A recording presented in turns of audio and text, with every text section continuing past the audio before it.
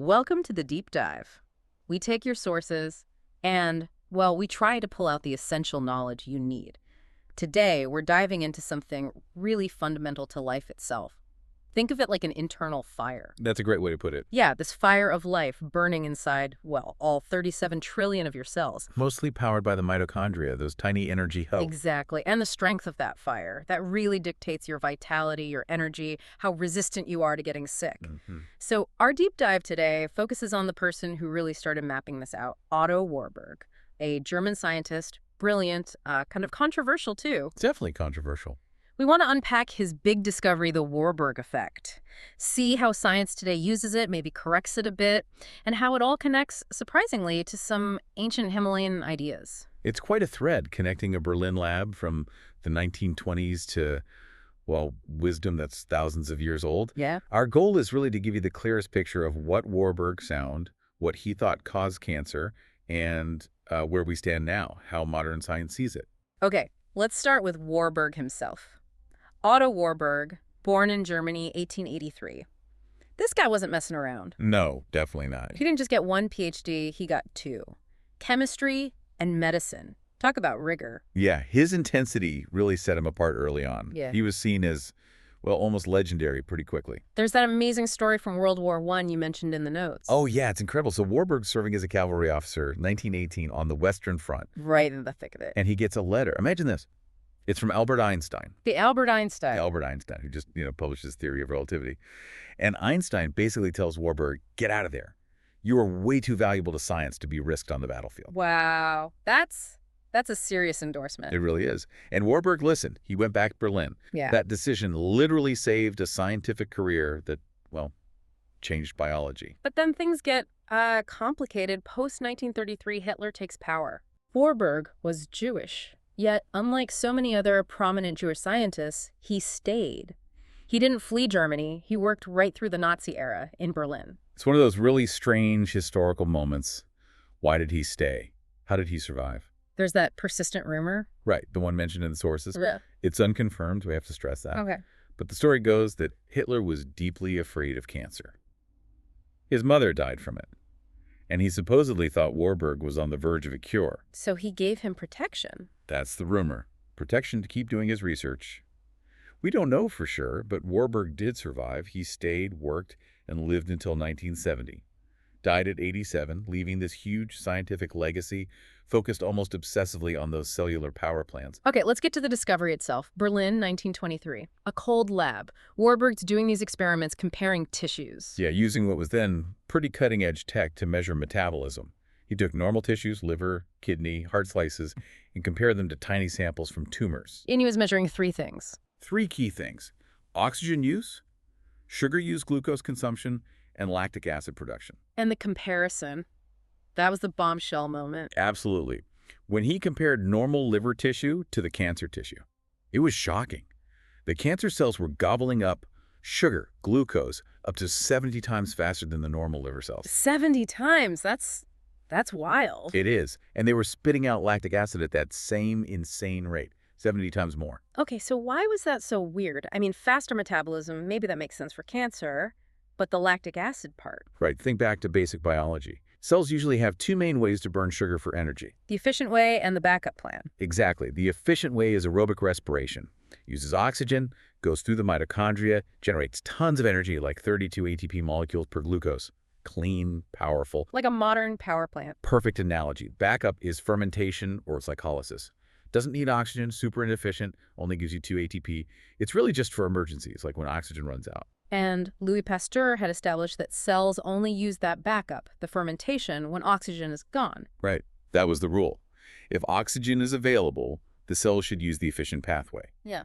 But Warburg's cancer cells, they had plenty of oxygen, loads of it, and they still chose the inefficient fermentation route. They chose the backup plan even when the main power plant was available and ready to go. Precisely. That was the biological heresy. They were fermenting sugar, even in the presence of oxygen. He called it aerobic fermentation. It showed cancer cells were, like, cheating the metabolic system, breaking the rule. Okay, so this observation leads him to his big idea, his hypothesis about what actually causes cancer. Yes, and this is where he really went against the grain.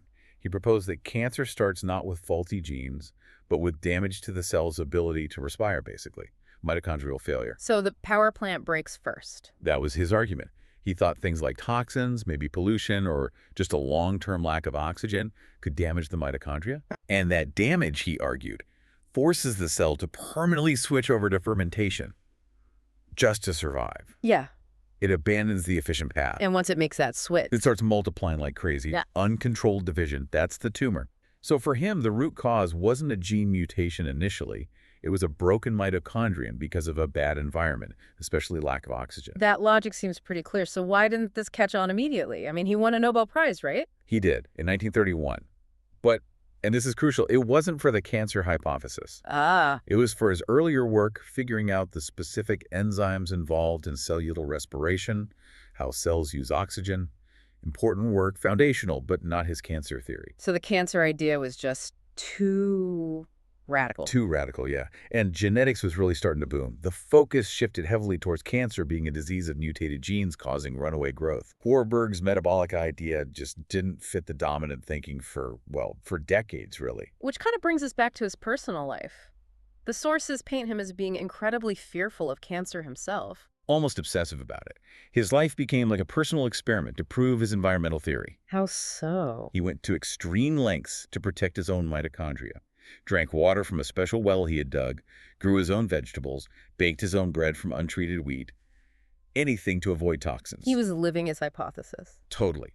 He truly believed, and he said this right near the end of his life in a 1966 lecture to other Nobel winners, that maybe 80% of cancers could be prevented just by keeping your cells healthy, making sure they had enough oxygen, minimizing stress on them, protect the environment, the cells protect themselves. That was his mantra. Okay, fast forward. We're now in the 21st century. We have genomics, incredible imaging. Where does Warburg's idea stand today? You said it's a mix. It really is. A fascinating mix of being proven absolutely right in some ways and needing correction in others. Let's start with where he nailed it. Okay, what did he get right? Well, the core observation, the Warburg effect itself, that extreme sugar hunger of cancer cells, undeniably real, confirmed countless times. And that's used practically, isn't it? Massively. It's the direct basis for PT scans. Positron emission tomography. Millions are done every year. How does that work again? They inject you with a type of radioactive glucose, a sugar tracer. Then they scan your body. Areas that are burning sugar really fast light up brightly on the scan. Because cancer cells are grabbing all that sugar. Exactly. Those bright spots are huge indicators of potential tumor activity. That whole diagnostic tool hinges entirely on Warburg's 1923 discovery. Wow. Okay, so the sugar consumption part is right. What else? He was also right that energy metabolism, how cells handle fuel, is deeply involved in cancer. For a long time, it was all about the genes. But since maybe 2005, there's been this huge resurgence in studying cancer metabolism. It's now clear that how cancer cells fuel themselves is just as critical as the genetic mutations. And yes, oxygen is vital. Cellular health needs oxygen. He was right about that too. Okay, so he was right about the behavior. Where did he go wrong? The mechanism, the why, that initial cause. This is where modern science provides a crucial update. He thought the mitochondria were broken, damaged. Right. But modern tech shows that often the mitochondria in cancer cells are not broken. They're actually functional. Sometimes they're even, working overtime alongside the fermentation. Wait, if they're working, why would the cell choose that incredibly wasteful fermentation? 2 ATP versus 32. That makes no sense from an energy perspective. But you're thinking about energy efficiency. And that's where the modern understanding shifts things. It's not just about ATP, the energy currency. It's about something else. Oh, wow. Building blocks and speed. Think about what a cancer cell needs to do. It needs to divide. Yeah. Relentlessly. Okay. To divide, it needs raw materials. Right. It needs to build new DNA, so it needs nucleotides. Okay. It needs to build cell membranes, so it needs lipids. Mm-hmm. It needs to make proteins, so it needs amino acids. Right, the basic components of a cell. Exactly. Yeah. And it turns out that the fermentation pathway, while lousy for making ATP efficiently, is actually much faster at churning out these specific building blocks, the precursors for nucleotides, lipids, amino acids. So it's like sacrificing fuel efficiency for faster construction speed. Precisely. The efficient aerobic pathway is great for energy, but maybe slower for generating those specific construction materials. Fermentation is like a rapid prototyping workshop. It might waste a lot of fuel, but it spits out the parts needed for rapid cell duplication much quicker. I see. So Warburg saw the switch to fermentation and assumed the main power plant must be broken. Yes, but the modern view is more nuanced. It says the gene mutations come first. Those mutations change the cell's priorities. They reprogram it to favor speed and building materials over energy efficiency. So the Warburg effect, the sugar craving and fermentation, is more of a consequence of the genetic changes, enabling rapid growth, rather than the initial cause like Warburg thought. That's the key refinement, yes. The effect is real, critically important, but it's downstream from the initial genetic hits. It's how the mutated cell fuels its runaway growth.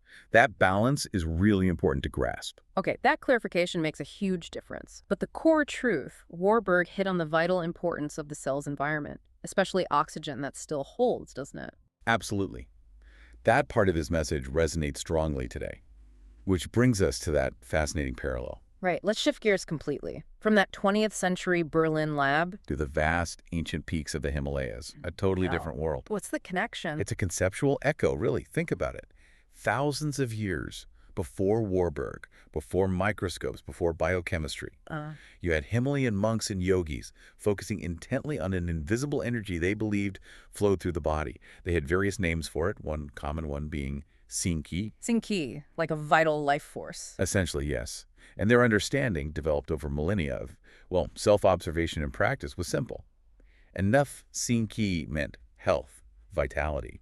Not enough meant weakness, sickness. Okay, so how did they ensure they had enough? Their primary tool, their main technique, practiced diligently, day in, day out. Deep conscious breathing. Specific breathing practices designed to maximize and regulate this internal energy flow. Wow. Okay, I see the parallel now. Right. You have Warburg in his lab concluding that the key to preventing cellular breakdown is optimizing the environment, especially ensuring sufficient oxygen gets to the mitochondria. And then you have these ancient practitioners worlds away arriving at the same functional endpoint. Health depends on optimizing the flow of vital energy Qi, primarily through the breath. Both paths, one through rigorous science, the other through deep introspection, converge on the same fundamental truth. You have to properly supply those tiny cellular fires within. Whether you call it oxygen or Qi, the core idea is about ensuring that vital flow for health. Exactly. It shows how fundamental truths about our biology can surface in very different ways. The message is consistent. Your overall health mirrors the health of those 37 trillion cellular power plants. So the big takeaway from Warburg, even with the modern scientific corrections, seems clear. Taking care of your cellular environment, thinking about what you expose yourselves to, clean food, minimizing toxins, and critically, oxygen that's still your frontline defense. It really is. He dedicated his life to that idea. And while science refined the why, the importance of what he emphasized, that healthy cellular environment, remains absolutely central. Okay, so let's leave our listeners with something to think about. A final thought building on this. Yeah. We talked about the monks in Qi. If their focus was this vital energy cultivated through breath, was it just about oxygen? Or could it be that modern science, looking at deep breathing now, is finding other precise benefits? Things like maybe optimizing CO2 levels or boosting nitric oxide, things that also profoundly affect cellular health in ways that perfectly align with Warburg's original mission. That's a great question. It suggests the ancient wisdom might have captured an even broader physiological reality than just oxygen intake. So maybe next time you consciously take a deep breath, remember you're not just pulling in air, you're actively tending to those 37 trillion tiny fires inside you. Something to mull over until our next deep dive.